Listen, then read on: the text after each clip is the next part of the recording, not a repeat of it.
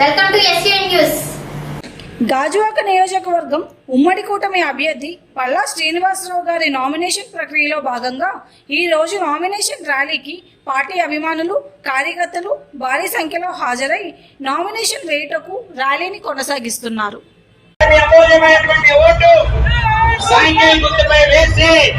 పల్లా శ్రీనివాసరావు గారిని అఖండమైనటువంటి మెజార్టీతో గెలిపిస్తే మళ్ళా ఈ ప్రాంతం గాజువాక ప్రాంతం అభివృద్ధి చెందుతుంది.